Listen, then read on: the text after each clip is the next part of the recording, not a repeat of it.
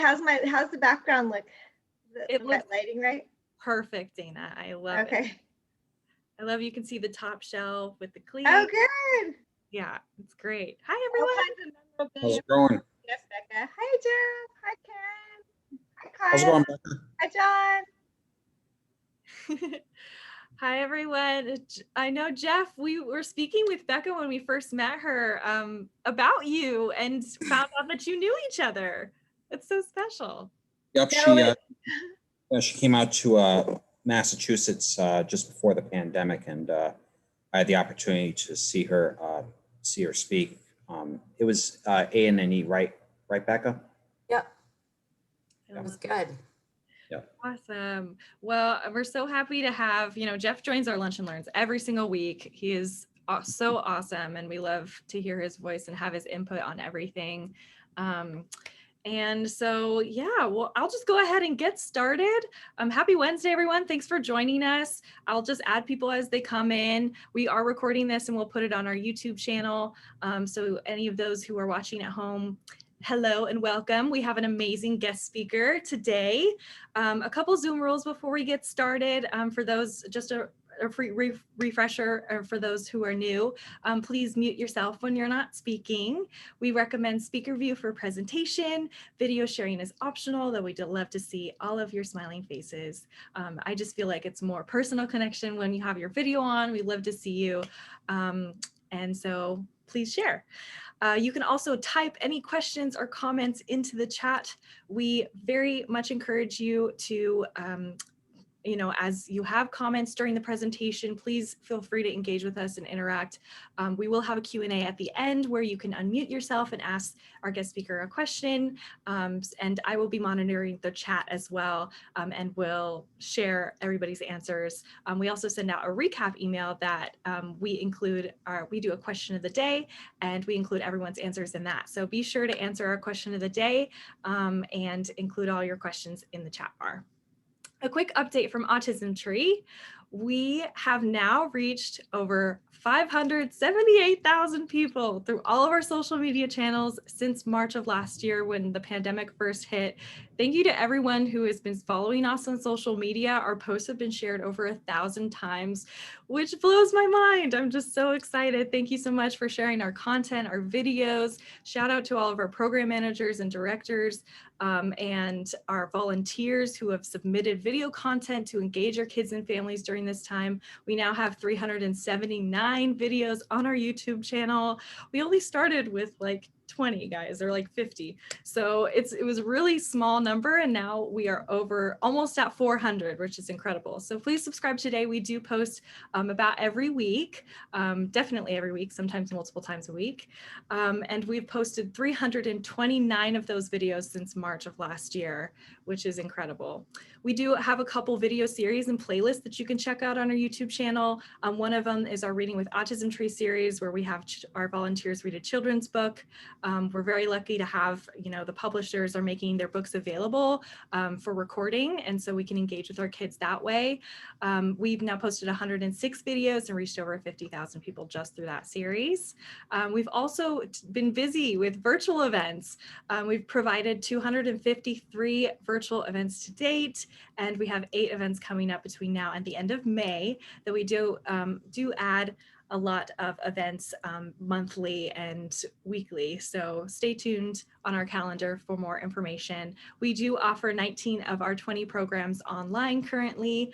We will have a summer program as well that's in person that we're looking forward to. And hopefully with the way vaccinations are rolling out, we'll be able to do more in-person events at the end of the summer months. Okay, without further ado, I'll pass it off to Dana Hoff, our co-founder and volunteer executive director.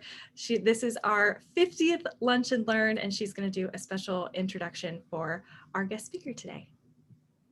Thank you, Rebecca. It's so great to be here with everybody. And I just feel like it's almost like we have to just take a moment to reflect, all of us, on that we've been together navigating a global pandemic for over a year. And this is really special that it's a big milestone for all of us.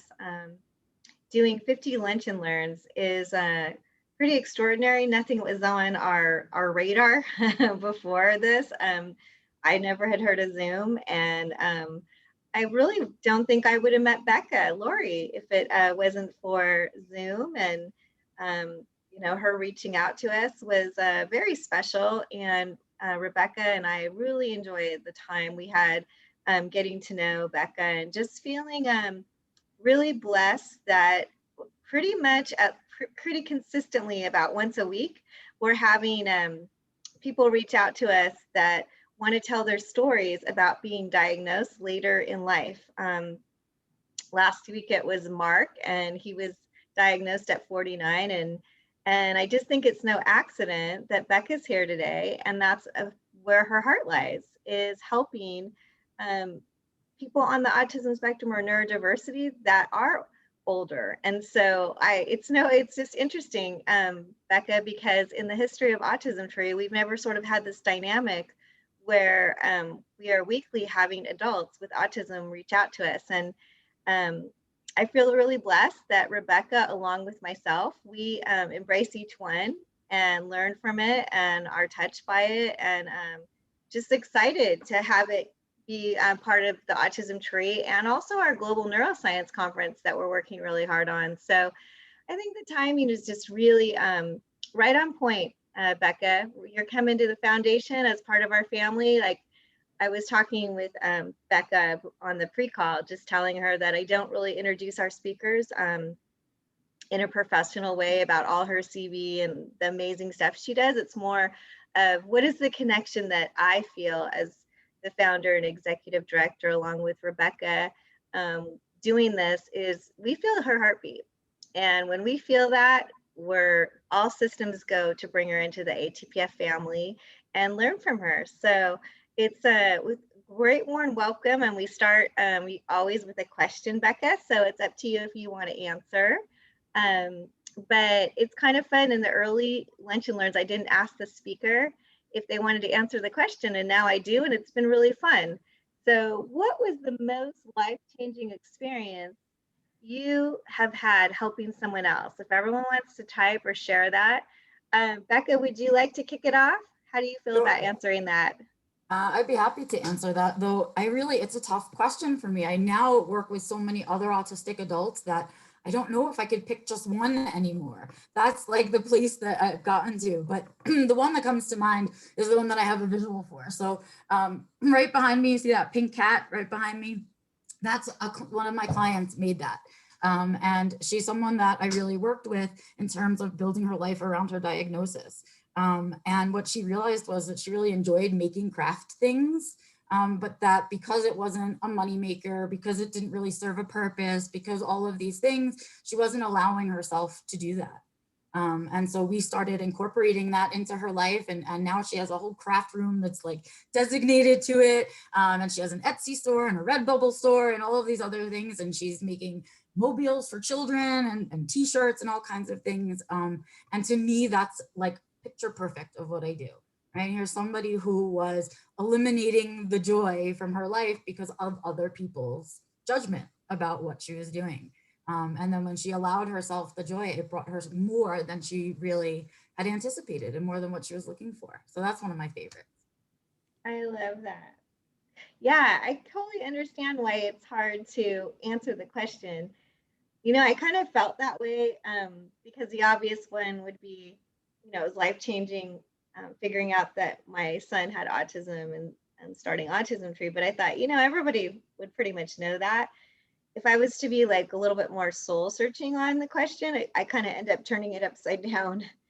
And if I was being really deep and real, I would say that the most life-changing thing for me was not being able to like sort of take care of my own self, and having to let everyone help me get back up again, and help me get through taking care of my own self. Was like, I prefer to help other people, but the biggest life-changing thing I went through was letting everyone who was full of love and wanted to help me. And I think that was very, very, very life-changing. And maybe I don't even know if I could articulate what I got out of it, but I think the biggest thing was that I wanted to learn how to be present. And in doing so, I had the greatest connections with people that I ever had because I never had that time to just get into their world. So it's kind of interesting sometimes when you think about a question and then you're like, well, if I was to really, really get deep with it, you know, this is the first time I found myself flipping a question upside down a little bit. But it's fun to hear your answers. So I hope everyone shares. And Becca, what we do next is we share a video that's kind of along the theme of the speaker. So this is in honor of you and the work that you do. I hope you like this video. It's 1 minute. My advice to everyone who has trouble speaking up for themselves, don't be afraid. Don't be afraid to stand up for yourselves. Don't be afraid to make your own choices, because you do have to make your own choices. You have to. You do have the ability to do that. I speak up for myself when I need to. When I need to tell my mom or my dad something or Chad anything, I speak up for myself. I speak up for myself, tell people how I feel. I stand up for myself and speak up for myself when I told my caseworker that I wanted to get a new job and stuff, which I'm working on. I told my dad I want to get my license this summer. Before I took Project Stir, I was a very shy person. I didn't speak up. I didn't have a voice of my own. I didn't speak up for anybody. Oh, at first I was very shy. I didn't speak up a lot. I was like sitting at home being quiet. But at first I wouldn't even say anything because I was like somewhat shy when I first started doing Project Stir. At first I was real quiet. I didn't want to speak to nobody. I just want to put my head down and do nothing. Now I'm speaking all around the state as a state trainer. And I learned that you can have a voice. It taught me how to be more responsible for my own actions. Since then, I became the Ohio leader of Project Stir. I go around Ohio to teach different people with disabilities about Project Stir. And I have done 16 or 17 trainings so far. And then now I speak up more than ever because Project Stir has changed my life. Self-advocacy, I was really happy about because I've done that. And I also met Harry through self-advocacy, so we've been together a year. And I'm glad to have him in my life. I've seen people learn to change their own ways. You know, I've known a couple of people that became Ohio leaders. I get to work with them, and that's an awesome feeling. Yeah, it's really a sweet video. My advice to Sorry. That's okay. And Becca, I picked out a quote every week too in honor of the speaker, and this one's about advocacy. I'm gonna bring it up for you. Hold on 1 sec, guys. No problem. What did you think of the video, Becca? It was great. I love Oh, seeing all those good. people. Yeah. All advocacy is, at its core, is an exercise in empathy. I thought that was really well put. And we share a few photos of our time with you. This was the start of everything, which was April 1st. And it's hard to believe we're already in May. And I just feel like we're having a great year in the middle of so much challenge. But every day, if we didn't tell you on the Zoom call, Becca, the truth is the way that we have been managing COVID-19 and the pandemic as a group here is to literally count our blessings every single day. And it has just been a reality, and it's served us really well. And there's not even one day that we haven't had blessings to count. Like today, having you here on our 50th Lunch and Learn is definitely one we're counting.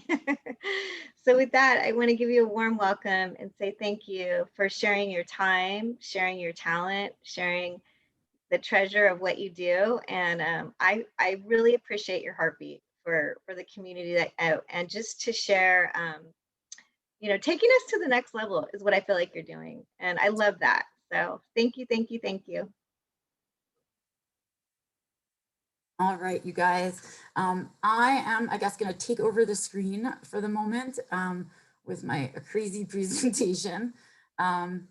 if you have any trouble seeing or hearing or anything, just pop that in chat. And if I don't catch it, someone else will on the side there and let me know that something's going on. I know you guys prefer speaker view. I'm gonna try and do it, but I might have to switch back. It doesn't let you see the slide that's coming next. And I find that very frustrating because I can't make a nice transition to the next one then.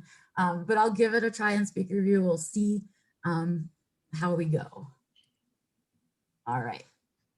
So yeah, I'm going to be talking to you today about something that I have created called self-defined living.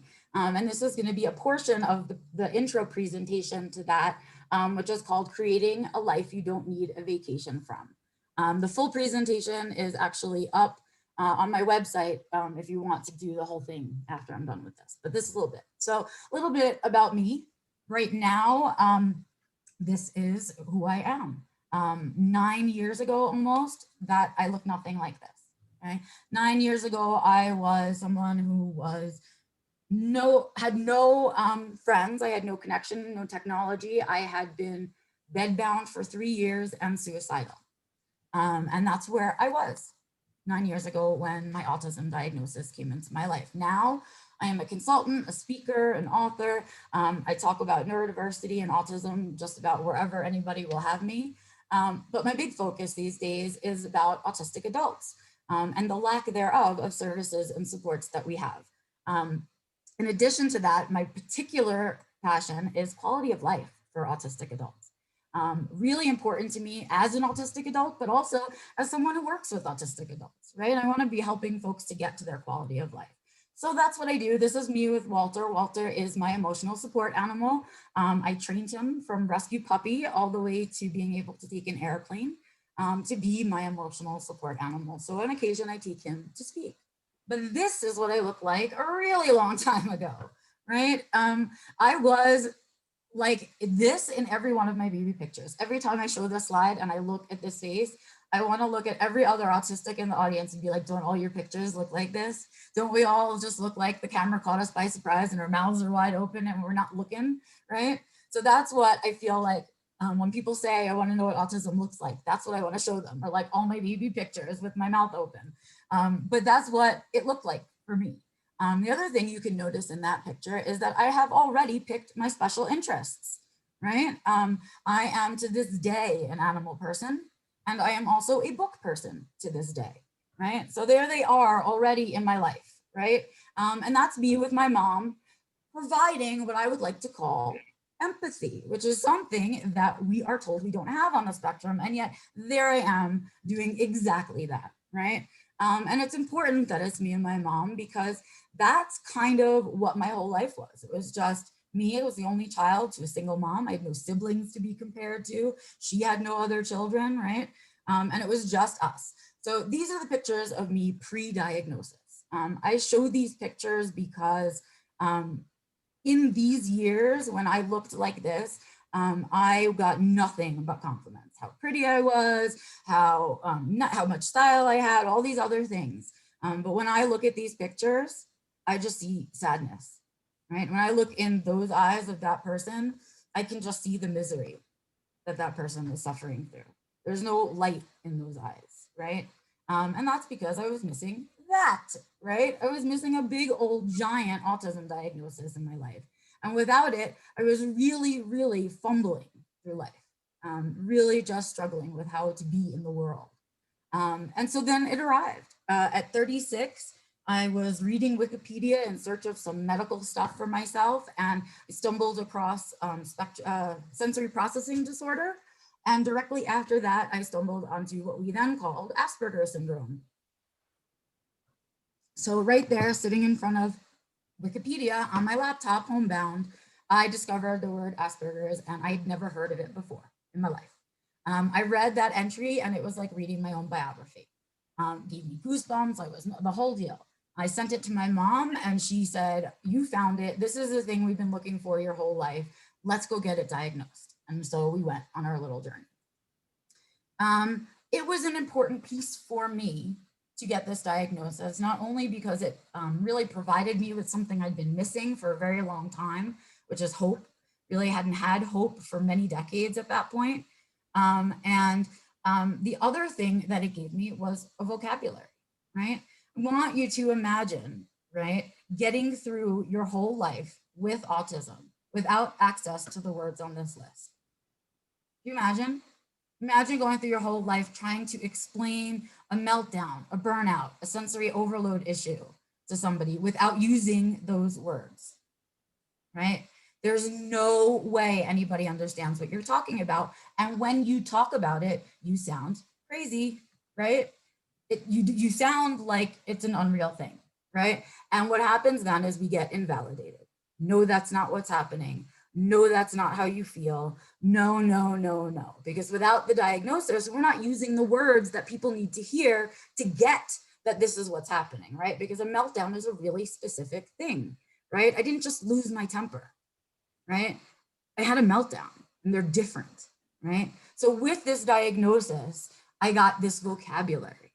I got to talk about my meltdowns. I got to understand that I was in burnout at the time, right? I got to figure out that I was getting there because of sensory overload. I wasn't understanding what was happening with my emotions because I have alexithymia and I had bruises all over my body all the time, not because I'm a klutz, but because I have dyspraxia, right? And then it'll go on, you know, I could have listed dyscalculia there, right? I was a lazy math student. No, I wasn't. I had a learning disability, right? And all of these things that I was being really ashamed about were things that were happening for me and were real, right? So here I was at 36 being given a vocabulary to explain to the world what was happening for me. And not only that, but I was getting information about myself that was allowing me to make what? Better decisions. Oh my God, I can make better choices about what it is that I like to do and don't like to do, where I want to go and for how long, all of those, and with whom, right? All of that stuff, right, was not something that I thought was in my control because I was just making guesses. I wasn't really making decisions, right? So what I say here to you guys is that words matter, right? And it's not about the words we use when we're talking to other people, but it's also about the words we use when we're talking to ourselves. In fact, we talk to ourselves and we are with ourselves more than any other person in the world. And so what those words mean and how we use them are most important in there, right? So I often find that people use words, but they don't know really what it means, right? And that was certainly the case for me, right? So I show you an example. Success. Let's talk about that word. It's a pretty loaded word, especially in America, right? We push success on everybody. Everybody should have success, all of that stuff, right? And then while we're not paying attention, we get these little earworms from other people about what success should be for us, right? And so while I was waiting for this diagnosis in my life, right, I was living a life where this is truly what I believed success to be, right? The picture and everything. A wife, a husband, a kid, big stacks of money, the house, right? That's success, right? That's what I have to be successful, right? And then when I started to look at the definitions here, right, of this word that I was trying to chase, right? Favorable or prosperous termination of attempts. What?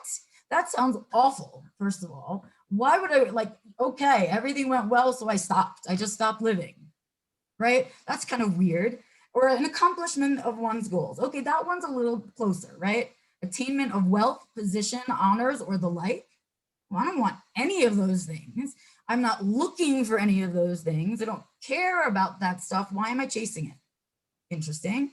Then 3, a person or thing that has had success as measured by the attainment of goals, and there it is, wealth, right? There it is, okay. So we're gonna narrow down success and it's got a lot to do with money, I see here, right? And that's the definition of this word that most of us live with, right? It's the one that people sneak into our heads. Well, here's the deal. I didn't like that definition, so I decided I was gonna mess around with it. Here's a picture that looks a little bit more like success to me, right? Yeah, man, you just climbed a mountain. That is success, right? That should feel amazing, right? So we'll cut out all the stuff that doesn't work. The favorable accomplishment of one's goals. Well, that's pretty non-judgmental. I kind of like that. That feels truer, right? It feels more in alignment with who I am. And again, cut out all the other stuff. Achieving a goal toward which one has worked. Oh, well, that feels a lot better too, right? Like, I don't care about wealth. If I had wealth, I wouldn't feel like I reached a goal. It wouldn't make me feel that way, right? And then number 3, a person or a thing that has had success, right? Real simple, right? That person has had success and whatever it is, they are successful, right? Okay, close, right? Here's the deal. This is what success really is to me, right? It's my personal definition of success. You can see my old office over there on the left. I finally decided that I could no longer work with other people or for other people in the world the way it is right now. So I went into business for myself. And that's what success looks like to me. A little tiny cubicle, and you can't see it, but there were little walls on the other side of me. It was just like a little inlet in our basement, right? It was really dark, and my tiny little desk, and all my cats around me everywhere, sitting on my desk, blah, blah, blah, and all my stuff, right? With no judgment surrounding my stuff. And that was success to me until I moved here. And this is my current office, which even looks different than this already, but there I am. And that to me is success, in an office that I've made for myself, in the house that I bought for myself, with the cat that I rescued for myself, who's now decided to share my office, right? Better office companion? Don't think so, right? Because this is what success looks like to me, right?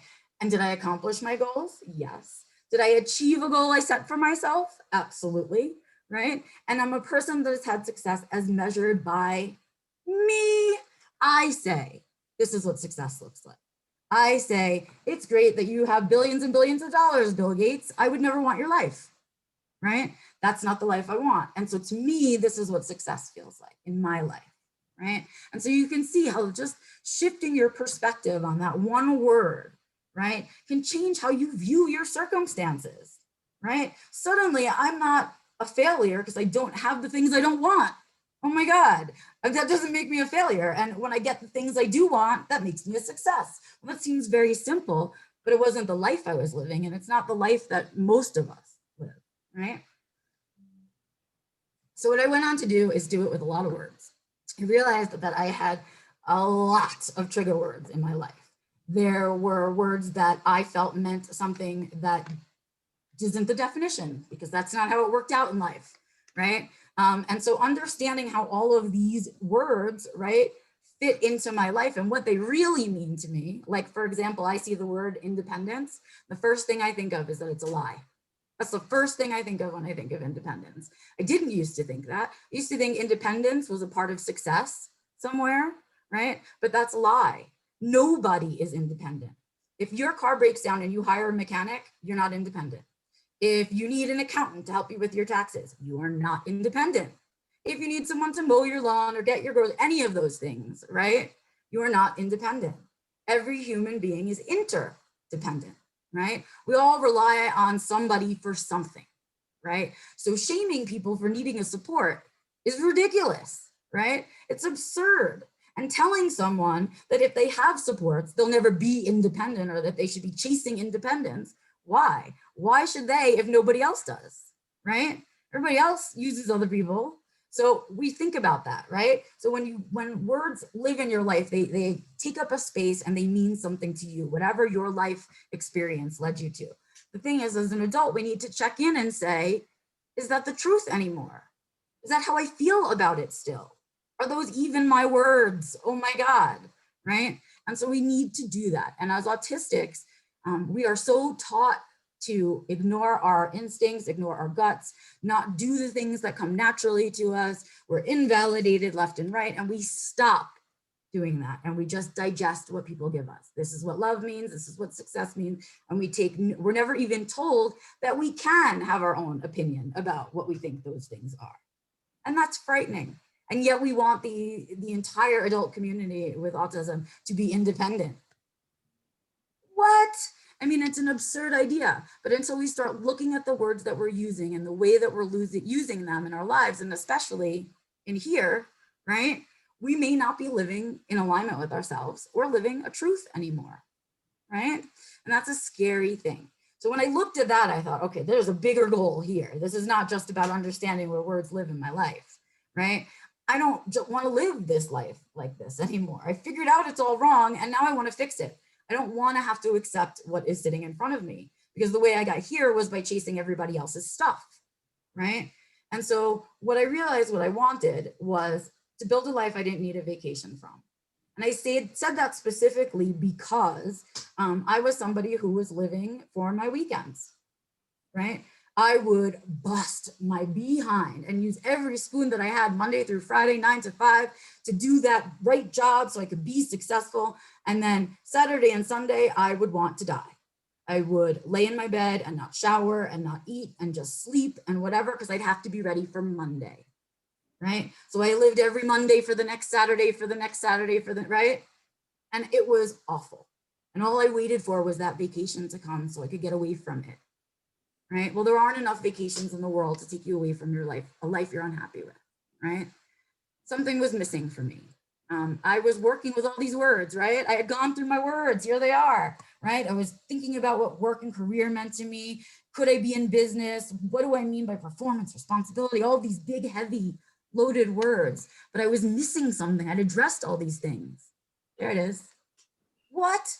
There was no fun in my life anymore. I've been told so many times that the way I expressed my joy and fun and the things that I found fun were wrong. That's not fun.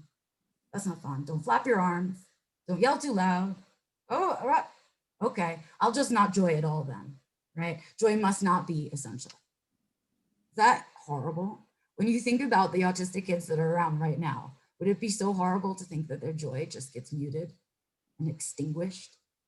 That's what we're doing when we criticize joy, okay? So here's the deal. I wanted joy. I wanted different kinds of people in my life. I knew I wanted to move. I wanted lots of things. I had lots of goals. What I didn't want was to get married. It was something that I never wanted. The word marriage sat in my life like a big old lump of coal, just waiting to explode, right?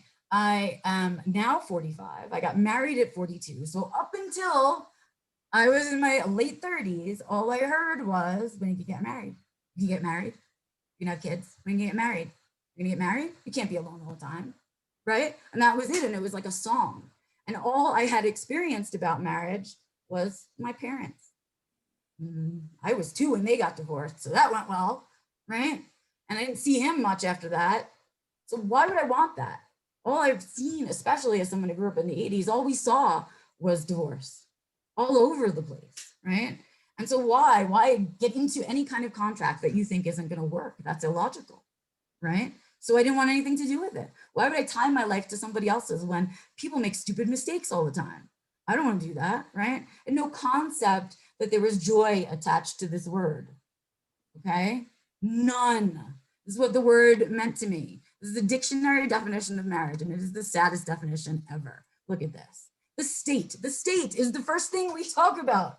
Whether it's the state of affairs or the state of Louisiana, who cares? That has nothing to do with marriage, right? So we have all these awful things about uniting people in contractual relationships. Oh my God, I don't want someone to be with me because they're in a contract with me. I don't want them to not want to break their contract and stay anyway. That's awful. No, thank you, right? Same thing with, it's an act of marrying or a right by which the marriage status is effected. Oof. Like that has nothing to do with this at all, at least not what I was thinking, right? Or an intimate and close union, well, maybe, right? That sounds awfully vanilla, right? So I started to think about what is marriage, right? And the kind of the pictures of marriage that I could see out in the world. So there's one, right? Oh, there it is, so pretty, right? Everybody's all dressed up. There it is. Oh, is that an autistic fantasy or what? To dance in front of all of these? Let's do it. Can we just jump right into it? Because that's what I want to do with my days, is hop on a dance floor with dyspraxia in front of a whole bunch of people, right? Nope, no thank you. Oh, there's one. I remember those times, right? I can remember that clearly. Okay. Oh yeah, the cheaters and adultery. Yep, nobody's going to do that to me. No one's going to break my trust. I'm not even going to let them, right? Here we go. Money, right? Because when it doesn't go well, divorce is expensive, right? Big time. We hear about that after divorces forever, how much money it costs, right? Well, let's talk about this for a second. It's a bridal party. It's not a wedding, it's just a bridal party. That's the wedding ceremony, okay? Reception, right? Fighting, adultery, divorce. Interesting. None of them is marriage. None of them, right? We're all just components of a wedding, really, right? And they're really just, well, when I look at it, they're me framing my life in a really negative way, right? That they'll be fighting and adultery and divorce. That's all that can come from this work. When I realized how kind of screwed up that was, I started to rethink the word a little bit and really try to decide for myself what that would be like, right? Because I'd met somebody and that was now a possibility, right? I was so finally liked myself enough that somebody else could like me, which was great, right? But now what am I going to do? Well, here's the truth. When you find someone who's the right person for you, they don't want the stuff you don't want either, right? And so when I was with this person, and because he was the right person, he was like, I don't want all that stuff. What a waste of money is what he says to me, right? And so we're like, okay, well, what do we want to do? And how are we going to do it? So this is how I got married. In the state of Colorado, you can marry your cousin, but you can also get married without having to have a witness. Yes, you can literally go and get your marriage license in the state of Colorado, sign it right there when they pass it to you, hand it right back to them, and you guys are married. That's the way it works. And so we got our marriage license. We drove to a beautiful place in Colorado, spent 5 days there with our dogs, and that's it, right? Signed a piece of paper on a big old sweaty hike that we were on, went out for dinner, hated our dinner, and then went back to our hotel room, right? And why? Why was this the choice? Well, look at how authentic that is to an autistic person. Look how authentic that is. Other than the one really nice picture of us in front of the flag thing, right? We were dressed casually. We didn't get showered. We didn't worry about if we smelled or not. We just went on hikes, enjoyed our time together, enjoyed our dog, and nobody was there to judge us, right? And then we were able to go on a really amazing honeymoon because we didn't waste all the money on all of those other things, right? Because this is what marriage is to me, right? As someone who's going to meet me in the middle, right? So I did this with a lot of things, and I'm going to kind of roll through these other ones. Sorry, I'm skipping backwards somehow. So one of the other things I talked to you guys about is how much I hated where I lived, right? And this is why I hated where I lived. So I was born in the Bronx and raised in Queens. I spent almost 4 decades living in New York City. 4 years before I moved out, I got my diagnosis. So I only lived for 4 years in New York with my diagnosis because ding, ding, ding, sensory overload, right? I mean, I worked night jobs because I wanted to do the reverse commute because regular commute was too much. And nobody said, maybe something's not okay about the commute. Everyone said, okay, work nights, bye-bye, right? So I bartended till 4 o'clock in the morning because it was easier to do that, right? Well, this is home now. This is where I live right now. That's my house over there on the side. It's my yard. Those are 2 of my dogs. I now have 4. And 2 of my cats, or 3 of them. I have 6 cats inside, 2 outdoor cats. So this is what home is to me now. It feels better, right? Dana said to me, is it magical there? I said, yes, it's magical here. It's magical. I mean, part of it is that I created the magic. The other part of it is that I listened to myself about what I wanted, right? And I stopped letting the judgment of everybody else in. If I want to be a crazy cat lady, I'm going to be a crazy cat lady because that was the thing everyone said. You'll never get married if you have that many cats. Real thing that people said to me. You'll never get married if you have that many cats. So I stayed at 2 cats for fear that no one could love me if I had 3, right? I mean, that's crazy. I have 6 now. Guess what? He loves me. Half of them are his, okay? That's the truth, right? When we meet the right person, all the stuff that's weird about us isn't weird to them, right? It suits them, right? And that's what my house feels like. It suits me, right? It doesn't feel like I'm being forced to exist there. And so that's important when we're building our lives, right? I mean, look at the difference. The post office on the left, the post office on the right. I mean, it's that different for me. I learned to drive on the Grand Central Parkway there on the left. That's where I learned to drive a car. And we want to talk about distractions for autistic drivers. Well, go ahead and learn on that highway how to get on and off the highway, right? This is the highway I drive on now, this little one over here in Bailey, Colorado, right? Because that suits my life. It uses less spoons for me to go to the post office now. Is that ridiculous? Like I save spoons all over the place because of these little differences, right? So the point of all of this, right? Why are we talking about all of it? Well, why is this kind of thinking important? This is the stuff that we do not teach autistic adults. I cannot speak for non-autistic adults, but I don't think we teach them this stuff either, right? But we need to learn in our own way. You know, autistics pick up this information differently, so we'd have to teach it differently anyway. But this is the stuff that we don't teach, specifically the way that autistics need to learn it, like by showing them and letting them walk through it, right? Decision making. Okay, go decide what college you want to go to. How? You never taught me how to decide. I'll just guess, right? And that's literally how autistics live our lives, right? And what we do is we go, I'll guess, okay, this is the one I want, so I'm going to guess the other one, because that's probably the right one. And we then learn to eliminate, right, all the things that we really want from our lives for fear of judgment, right?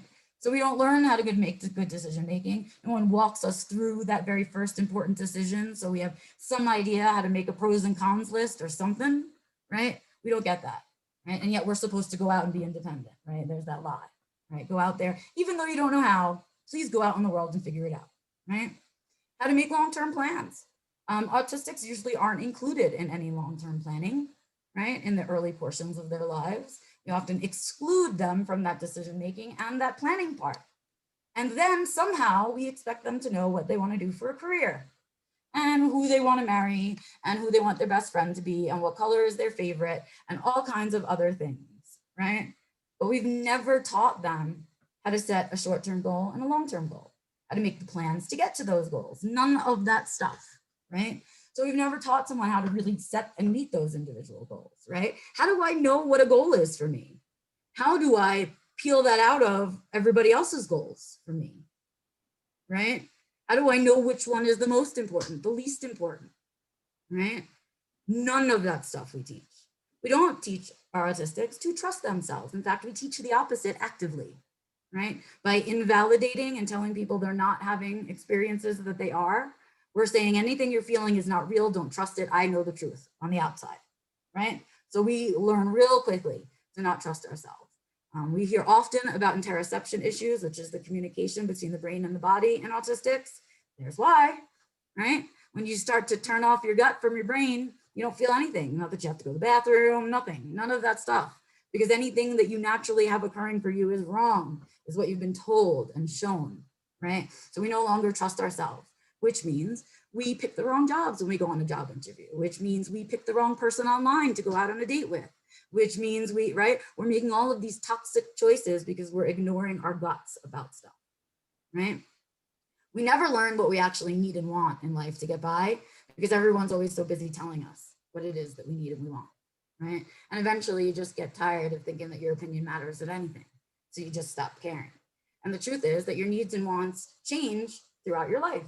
So your needs and wants as a 16-year-old aren't the same at 24, 36, right? Definitely not at 60.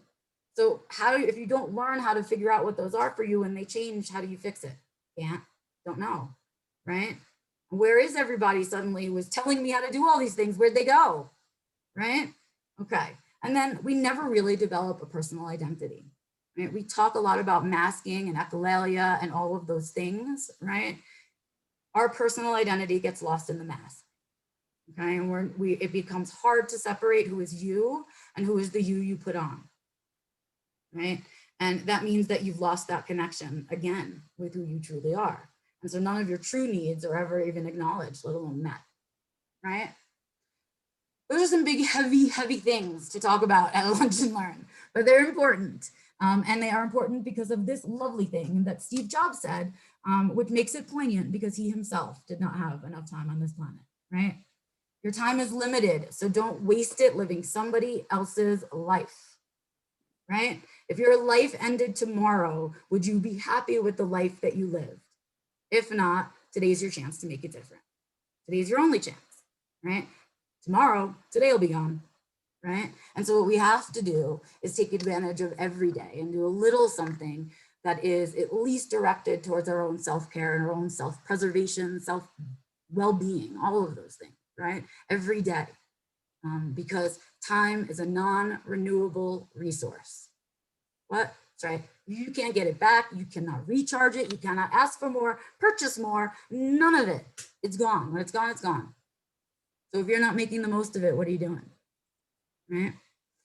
Little plugs. The full course is up on my website. This is the full course, A Path to a Quality Autistic Life. I also do a monthly seminar on topics. The May seminar is going to be simplifying self-care. And those are only $20. It's a 1-hour presentation on something really specific. Everything I do is geared towards autistic adults. So please keep that in mind if you have any young teens that you're thinking about. Certainly stuff they could learn, probably need someone with them to learn it. You know, probably need a little guidance under 18.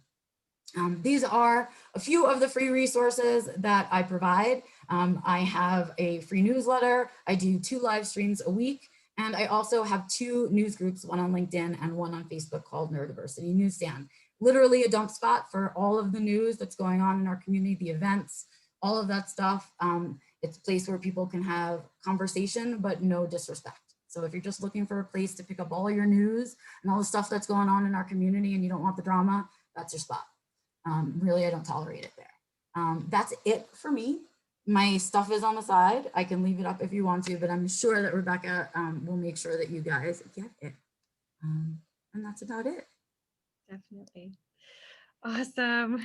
Thank you so much, Becca.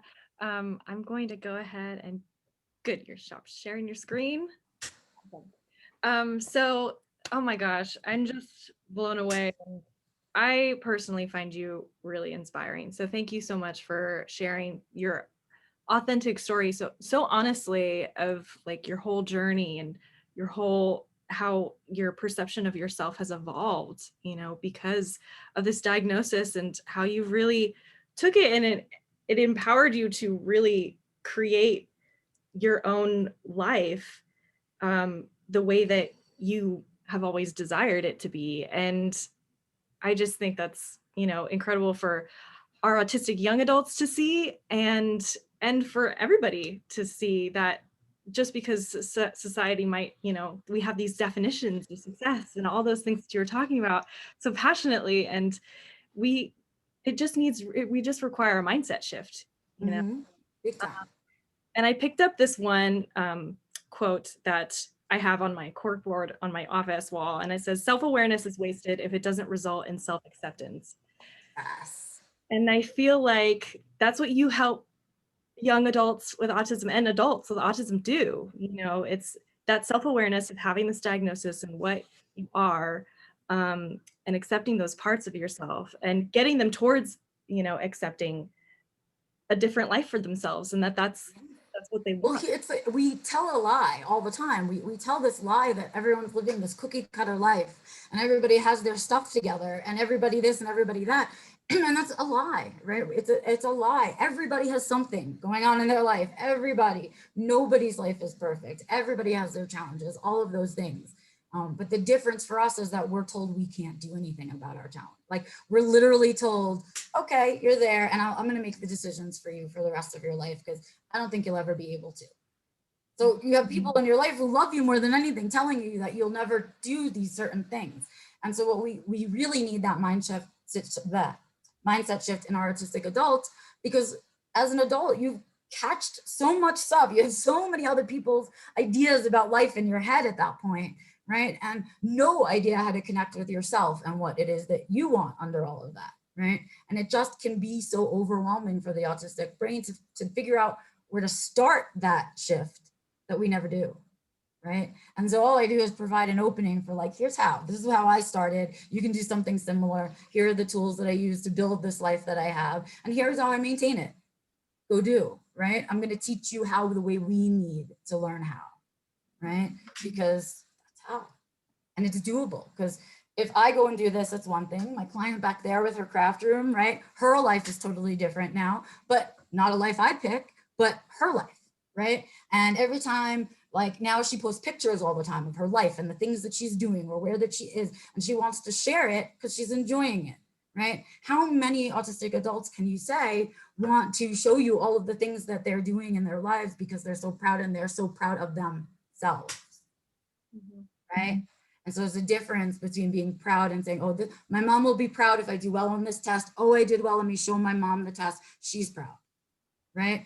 That is nothing compared to when you set a goal for yourself, reach it, and then know inside you did it, right? At that point, it no longer matters what anybody thinks. You're like dancing on your own. Like, I did it all by myself. I don't care. I did it funky. I had to do it upside down, but I did it, right?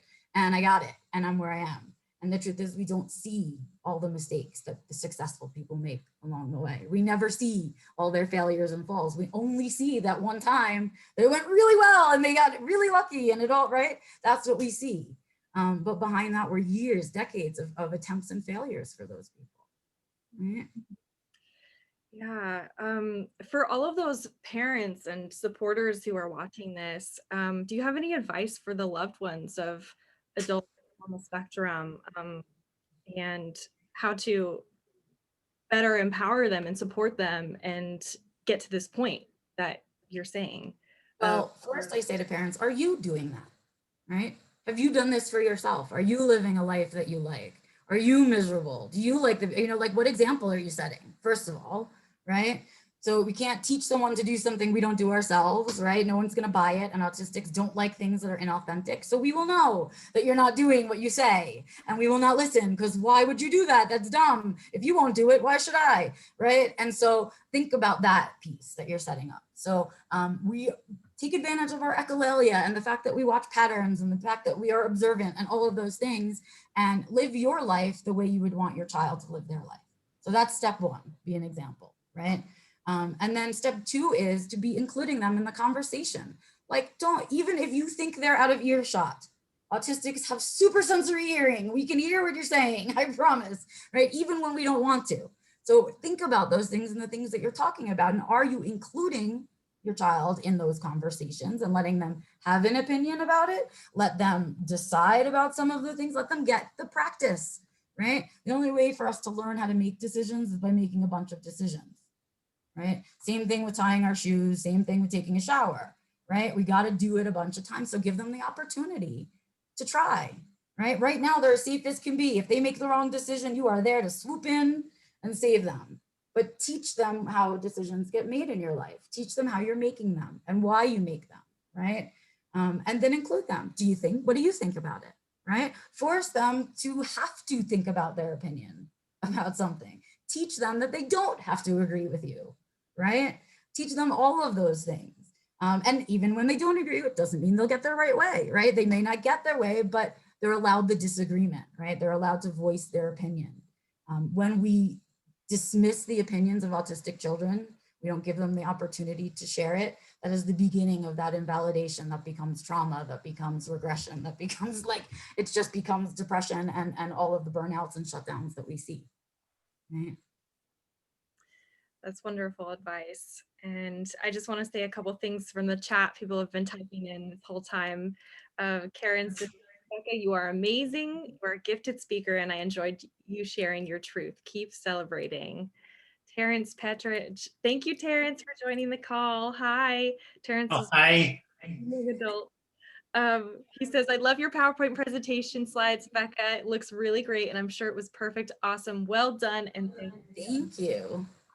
Yeah. I love your hair color, by the way, Becca, Lory. Thank you. It looks really nice. That I do because I like the color green and it brings me joy, and I don't And I care love about the color gold. Thank you. And black as well.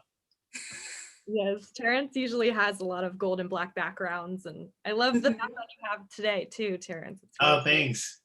I love using with backgrounds.